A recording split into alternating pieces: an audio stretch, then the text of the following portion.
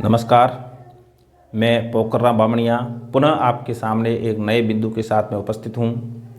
आज हम इस क्लास के अंदर डिस्कस करने वाले हैं जैव विकास से संबंधित जो सर्वमान्य सिद्धांत है, जो नवीनतम सिद्धांत है, उसके बारे में। देखिए, इससे पहले हमने जैव विकास के बारे में साधारण बात की और उसके बाद में जीवों की उत्पत्ति कैसे हुई, इससे संबंधित कुछ जो अलग अलग वैज्ञानिकों के द्वारा अलग अलग जो सिद्धांत दिए गए थे उनके बारे में हमने डिस्कस किया। और अंत में हमने जो विशिष्ट सृष्टिवाद है, मतलब विभिन्न प्रकार की जो धार्मिक मान्यताएं हैं, उनके अकॉर्डिंग जीवन की उत्पत्ति किस प्रकार हुई, वो हमने बातें की थी। आज हम जो अंतिम सिद्धांत है जीवन की उत्पत्ति का, अंतिम सिद्धांत जो सर्वमान्य सिद्धांत है और जिसको जैव रासायनिक सिद्धांत भी कहा जाता है, तो उसके बारे में डिस्कस करेंगे। तो देखिए, सबसे अंत में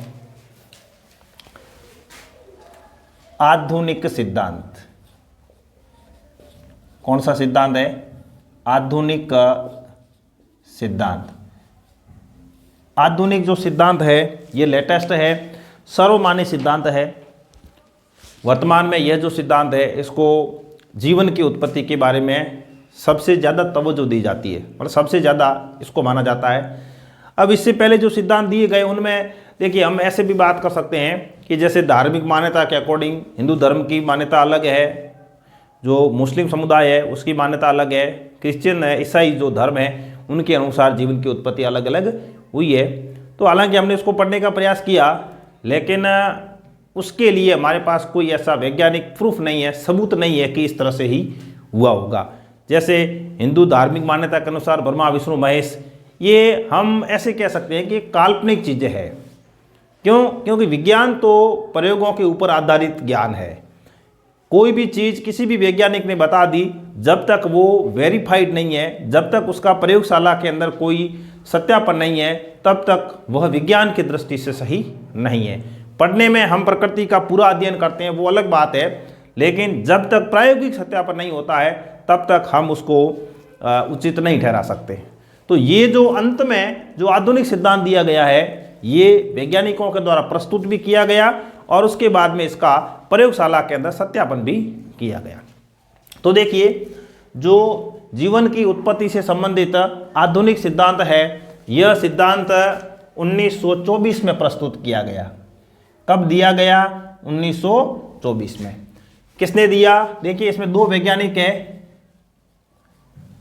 एक रूस के वैज्ञानिक है, इसका नाम है ओपेरिन। दूसरे वैज्ञानिक आते हैं इंग्लैंड के। इंग्लैंड के जो वैज्ञानिक है इनका नाम है हाल्डेन।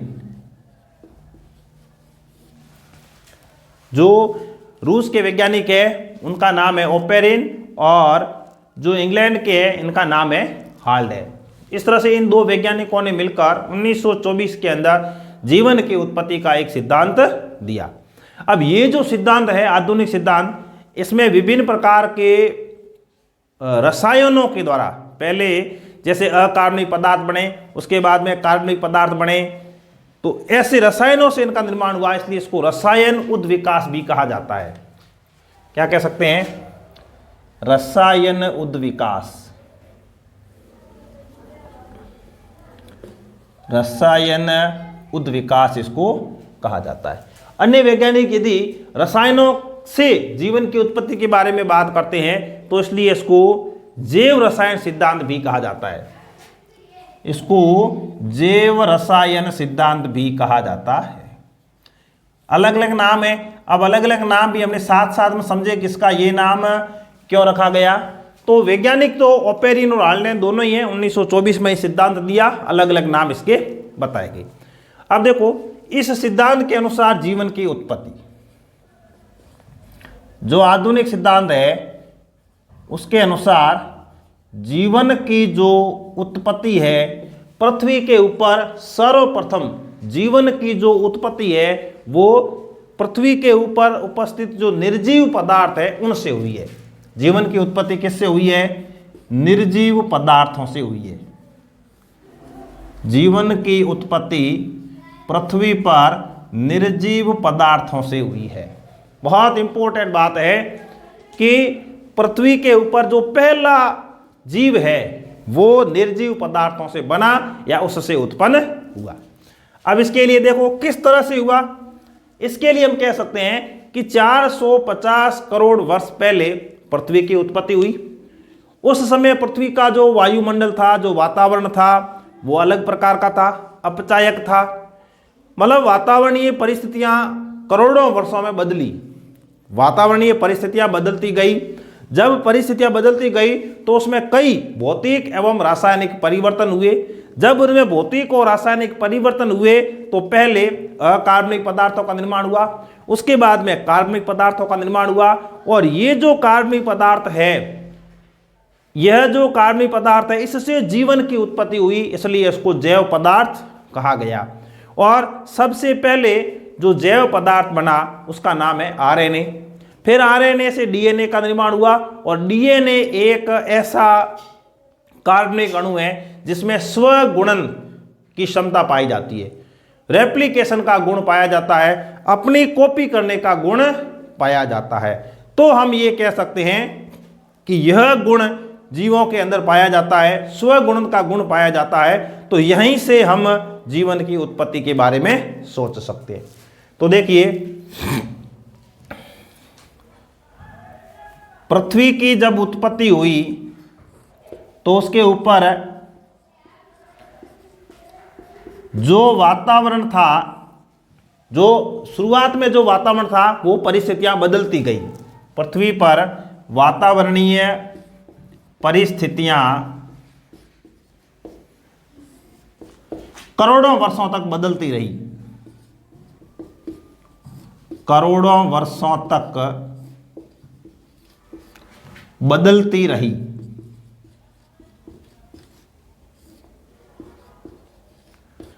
जब ये परिस्थितियां बदलती रही तो यहां पर कई भौतिक और रासायनिक परिवर्तन हुए। भौतिक एवं रासायनिक परिवर्तन हुए।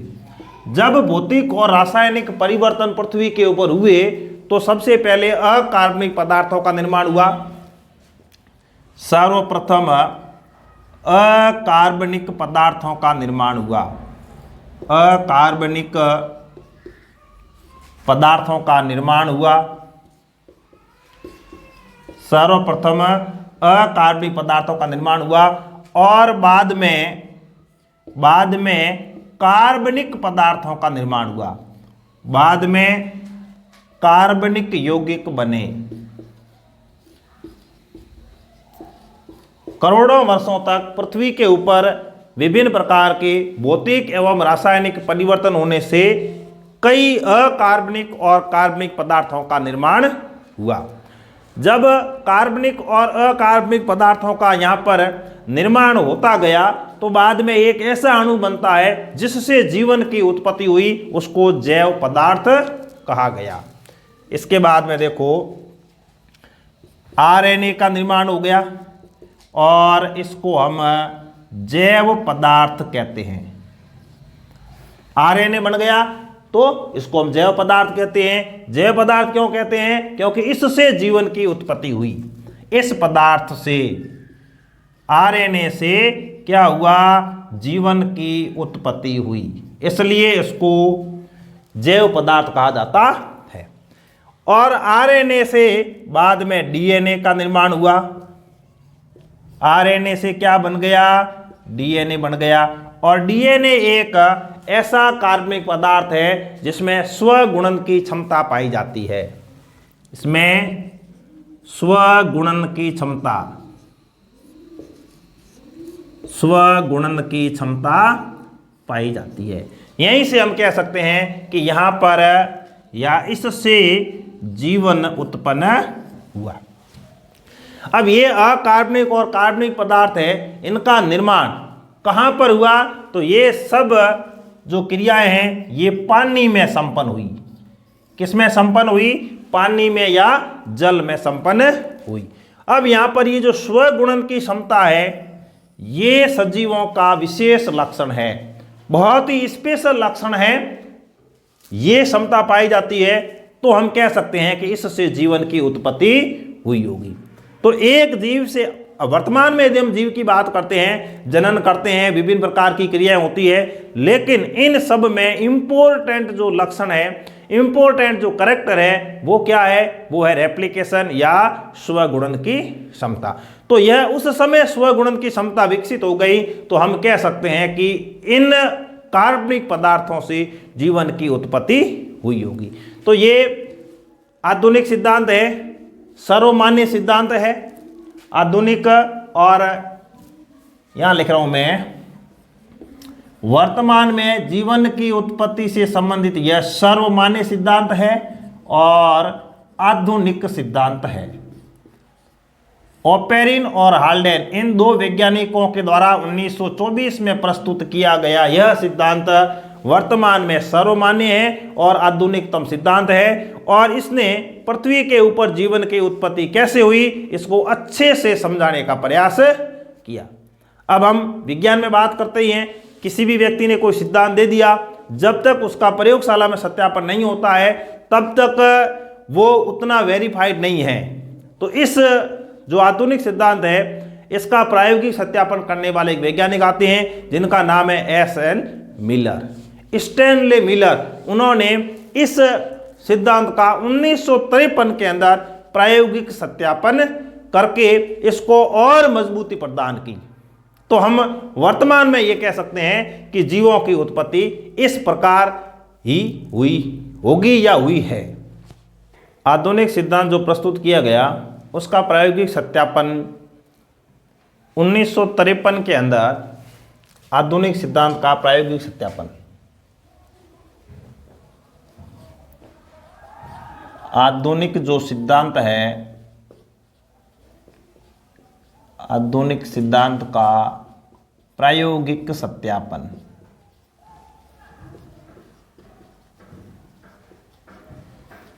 देखिए आधुनिक सिद्धांत जो ओपेरिन और हाल्डेन के द्वारा 1924 के अंदर दिया गया, उसका प्रायोगिक सत्यापन 1953 के अंदर स्टैनले मिलर के द्वारा किया गया। कब किया गया? 1953। किसने किया? Stanley Miller. बहुत इंपॉर्टेंट है, वैज्ञानिक का नाम और सन दोनों याद रखना है। स्टैनले मिलर ने प्रायोगिक सत्यापन कब किया? 1953 के अंदर। देखिए उन्होंने इस तरह से उपकरण व्यवस्थित किया। ये एक उपकरण है, देखिए ये इसके अंदर 2 इलेक्ट्रोड लगे हुए हैं जो विद्युत डिस्चार्ज उत्पन्न करने के लिए है, और ये संगणक है, यहाँ से जल प्रवेश करेगा और यहाँ से जल बाहर निकलेगा, पानी को ठंडा करने के लिए है, और यहाँ पर पानी को उबाला जाएगा, पानी को जल वाष्प में बदला जाएगा। ये वैक्यूम पंप है, इसके अंदर अन्य जितनी भी गैसें मतलब निर्वात उत्पन्न करने के लिए है, और इसके अंदर मेथेन, हाइड्रोजन और अमोनिया 2:2:1 इस अनुपात में इसके अंदर भरी जाती है। ये पूरा जो उपकरण है, इस उपकरण का उद्देश्य एक ही है कि हम जीवन की उत्पत्ति 400 करोड़ वर्ष पहले की बात करते हैं कि जीवन की उत्पत्ति उस समय हुई थी। तो उस समय पृथ्वी के ऊपर क्या परिस्थितियां थी, वो परिस्थिति यहाँ पर उत्पन्न की गई, इसके अंदर उत्पन्न की गई। प्रयोगशाला के अंदर ये जो उपकरण है, इस उपकरण के अंदर उस समय जैसी परिस्थिति रही होगी वो परिस्थिति यहाँ पर उत्पन्न की गई है। मतलब ये परिस्थिति कौन सी है? जब पृथ्वी की उत्पत्ति हुई थी उस समय जो परिस्थिति पृथ्वी के ऊपर थी वैसी की वैसी परिस्थिति अब प्रयोगशाला के अंदर हमने उत्पन्न कर दी। अब उत्पन्न करने के बाद में देखो क्या होगा। अब यहाँ पर आपको ये उपकरण का चित्र अच्छे से समझना है। ये 2 इलेक्ट्रोड है, दोनों की क्या करवाएंगे? स्पार्किंग करवाएंगे, मतलब विद्युत डिस्चार्ज होगा। अब ये उस समय जब पृथ्वी की उत्पत्ति हुई होगी, जब पृथ्वी की उत्पत्ति हुई थी उस समय जो जीवों की उत्पत्ति हुई होगी, उस समय जब बरसात के मौसम में बिजली चमकती थी उसका प्रदर्शन हमें विद्युत डिस्चार्ज के द्वारा कर रहे हैं। मतलब बिजली चमकी होगी उस समय, उसको हमने इससे तुलना कर दी, और उस समय वायुमंडल में ये गैसें थी। जब पृथ्वी की उत्पत्ति हुई उस समय वायुमंडल में ये गैसें थी, मेथेन, हाइड्रोजन, अमोनिया आदि गैसें वहाँ पर उपलब्ध थी। वहाँ पर पानी था, प्लस तापमान बहुत ज़्यादा होने के कारण जल है वो जल वाष्प के रूप में था। तो हम क्या कर रहे हैं, इसमें जल वाष्प के रूप में यहाँ पर पानी को गर्म कर रहे हैं, जल की वाष्प ऊपर जा रही है, ऊपर जाकर यहाँ से आ रही है। जैसे बरसात के दौरान जो बिजली का चमकना हुआ, बिजली चमकने के कुछ समय के बाद बरसात हुई, तो वैसी की वैसी परिस्थिति यहाँ उत्पन्न की है। यहाँ पर विद्युत डिस्चार्ज मतलब बिजली चमकी है, उसके बाद ऊपर से पानी है वो नीचे गिरा है, तो यहाँ से पानी नीचे गिरेगा। इस तरह की हमने परिस्थिति उत्पन्न करने का प्रयास किया है। मतलब जिस समय जीवन की उत्पत्ति पृथ्वी के ऊपर हुई है या हुई होगी, उस समय पृथ्वी के ऊपर जो वातावरण था, जो वायुमंडल था, जैसा था वैसा का वैसा वायुमंडल हमने प्रयोगशाला के अंदर स्थापित किया है। तो ये सब कंडीशन उसके लिए है। अब देखो इन्होंने इसमें आपको ये ध्यान रखना है कि कौन कौन सी गैस है और उसका अनुपात रहेगा। CH4 मेथेन, अनुपात हाइड्रोजन, अनुपात अमोनिया, अनुपात 2, अनुपात 2, अनुपात 1, और इसके साथ में क्या है, जल वाष्प। क्या है, जल वाष्प। जब ये गैसें इसके अंदर भरी गई है, जल वाष्प तो यहां से आ रही है, उससे पहले विद्युत डिस्चार्ज किया तो क्या होगा, बहुत ही ज्यादा ऊष्मा उत्पन्न होती है। तापमान 800 डिग्री सेंटीग्रेड उत्पन्न किया गया, उस समय इतना रहा होगा। तो 800 डिग्री सेंटीग्रेड तापमान इस उपकरण के अंदर उत्पन्न किया गया। ऐसी जब कंडीशन की हम बात करते हैं, ये पूरा बंद उपकरण है, ये बंद फ्लास्क है, ये क्रिया है वो बंद फ्लास्क के अंदर हो रही है, खुला नहीं है, बंद फ्लास्क है। हमने इसके अंदर ये गैसें और जल वाष्प भर दी, इसके अलावा इसके अंदर कुछ नहीं है। तो इस तरह से हम इस उपकरण को लगभग ये जो क्रियाएं हो रही है 2 सप्ताह तक ये करंट इसमें प्रवाहित किया जाता है और गैसों का परिवहन किया गया। लगभग 2 सप्ताह तक, 2 सप्ताह तक इसमें इन गैसों का परिवहन भी होता रहा, और जो हाई वोल्टेज जो विद्युत है वो भी इसके अंदर चालू रही। हाई करंट विद्युत का प्रवाह भी इसके अंदर होता रहा। तो 2 सप्ताह के बाद में, जो 2 सप्ताह के बाद में हमने क्या देखा कि इसके अंदर एक लाल रंग का पदार्थ बनता है। कैसा पदार्थ बना, लाल रंग का एक पदार्थ में प्राप्त हुआ। जो लाल रंग का एक पदार्थ में प्राप्त हुआ था, उस पदार्थ का जब हमने परीक्षण किया तो उसके अंदर विभिन्न प्रकार के अकार्बनिक और कार्बनिक पदार्थों की प्राप्ति हमें हुई है। अब यहाँ पर जो अकार्बनिक और कार्बनिक पदार्थ थे उसके अंदर अमीनो अम्ल, जो पदार्थ हमें प्राप्त हुए उसमें थे अमीनो अम्ल, विभिन्न प्रकार की शर्कराएं, वसा, कार्बनिक अम्ल, विभिन्न प्रकार के कार्बनिक अम्ल, और इसके अंदर न्यूक्लिक अम्ल भी था। न्यूक्लिक अम्ल मतलब आरएनए और डीएनए, ये भी उसमें पाया गया। तो हमने उस समय वाली परिस्थिति उत्पन्न की है, तो उस समय ये पदार्थ, ये कार्बनिक अकार्बनिक पदार्थ हमें प्राप्त हुए हैं। तो हम ये कह सकते हैं कि इसमें आरएनए भी प्राप्त हुआ है, इसमें डीएनए भी प्राप्त हुआ है, जो कि जैव अणु है। ये क्या है, जैव अणु है। अब इस प्रयोग के अंदर कई बार, जैसे नीट एग्जाम के लेवल का क्वेश्चन भी यहां से बनता है कि यहां पर सबसे पहले बनने वाले सरलतम अमीनो अम्ल कौन से हैं। तो इसमें कौन से सरलतम अमीनो अम्ल बनते हैं, उनके नाम बताइए। सरल अमीनो अम्ल जो इसके अंदर बनते हैं, इस प्रक्रिया के दौरान बनते हैं। 2 प्रकार के जो सरल अमीनो अम्ल बनते हैं, एलेनिन और ग्लाइसिन, बहुत इंपॉर्टेंट है। एलेनिन और ग्लाइसिन, एलेनिन और ग्लाइसिन, ये 2 अमीनो अम्ल इस उपकरण के अंदर, जो लाल रंग के पदार्थ थे उसमें ये अमीनो अम्ल पाए गए। इस प्रकार यदि कई बार ऐसा प्रश्न भी पूछा जा सकता है कि इस दौरान बनने वाले सबसे पहले बनने वाले कार्बनिक पदार्थ कौन से हैं और अकार्बनिक पदार्थ कौन से हैं। तो कार्बनिक पदार्थ का मतलब उसमें कार्बन होना चाहिए, अकार्बनिक का मतलब कार्बन नहीं होना चाहिए। तो देखिए यदि मैं लिखूं प्रथम कार्बनिक पदार्थ, प्रथम बनने वाला जो कार्बनिक पदार्थ है उसमें तो हो जाएगा मेथेन और HCN हाइड्रोजन साइनाइड।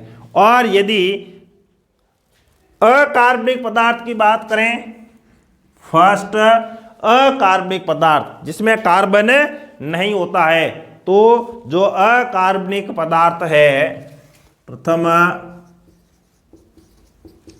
अकार्बनिक पदार्थ, तो प्रथम बनने वाला जो अकार्बनिक पदार्थ है उसमें अमोनिया और जल, NH3 अमोनिया और जल, इसमें कार्बन नहीं है। तो प्रथम बनने वाला कार्बनिक पदार्थ कौन सा हो गया, कार्बनिक पदार्थ मेथेन और हाइड्रोजन साइनाइड, और अकार्बनिक पदार्थ अमोनिया और जल। इस तरह से पृथ्वी के ऊपर जीवन की उत्पत्ति हुई, जिसका प्रायोगिक सत्यापन 1953 के अंदर स्टैनली मिलर के द्वारा किया गया। इस तरह से जीवन की उत्पत्ति हुई, और जब जीवन की उत्पत्ति हुई तो सबसे पहले अकोशिकीय जीव बने, फिर कोशिकीय जीव बने, कोशिकीय में पहले एक कोशिकीय बने, उसके बाद में बहुकोशिकीय बने, और धीरे धीरे धीरे धीरे करके विभिन्न प्रकार के जीव जंतु पेड़ पौधों का निर्माण हुआ। और इस प्रोसेस के द्वारा सर्वप्रथम जब ऑक्सीजन का उत्पादन हुआ तो उसको ऑक्सीजन क्रांति के नाम से जाना जाता है। प्रथम बार ऑक्सीजन का उत्पादन, प्रथम बार ऑक्सीजन का उत्पादन ऑक्सीजन क्रांति के नाम से जाना जाता है, ऑक्सीजन क्रांति के नाम से जाना जाता है। तो इस प्रकार इस 1953 के अंदर SL मिलर के द्वारा यह प्रायोगिक रूप से सत्यापित कर दिया गया कि पृथ्वी के ऊपर जीव की उत्पत्ति या जीवन की उत्पत्ति किस प्रकार हुई है, या जो स्टैनली मिलर ने प्रयोग किया इससे यह प्रमाणित हो जाता है कि ओपेरिन और हाल्डेन ने जो कहा कि जीवों की उत्पत्ति इस प्रकार हुई है, तो बिल्कुल उसको प्रयोगशाला के अंदर इस वैज्ञानिक ने सत्यापित कर दिया। पृथ्वी के ऊपर जीवन की उत्पत्ति 400 करोड़ वर्ष पहले हुई, और सबसे पहले मतलब प्रथम अकोशिकीय जीव की उत्पत्ति 300 करोड़ वर्ष पहले हुई, और प्रथम कोशिकीय जीव की उत्पत्ति 200 करोड़ वर्ष पहले हुई। अब अकोशिकीय जीव के बारे में बात करते हैं तो इसमें क्या हुआ होगा, इसके अंदर ऐसे वृत्त अणु रहे होंगे, जैसे RNA है, प्रोटीन है, पॉलीसैकेराइड है। ये जो वृत्त अणु हैं इनमें स्वतः जनन की क्षमता पाई गई होगी, ऐसा अनुमान लगा सकते हैं। तो इनको अकोशिकीय जीव कहा गया।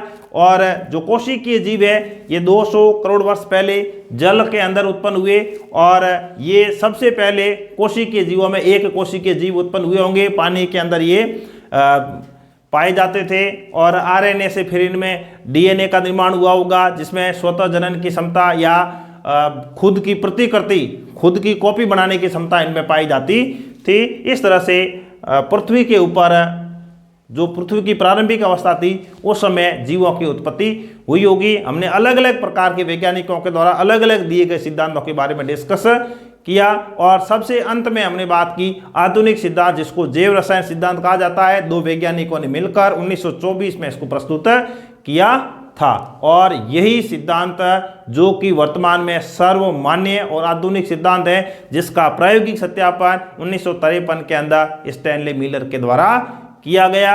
जब पृथ्वी की उत्पत्ति हुई उस समय पृथ्वी के ऊपर जो कंडीशन थी वैसी कंडीशन इन्होंने प्रयोगशाला के अंदर करके और जो जीवन की उत्पत्ति हुई है उसको प्रमाणित करने का प्रयास किया।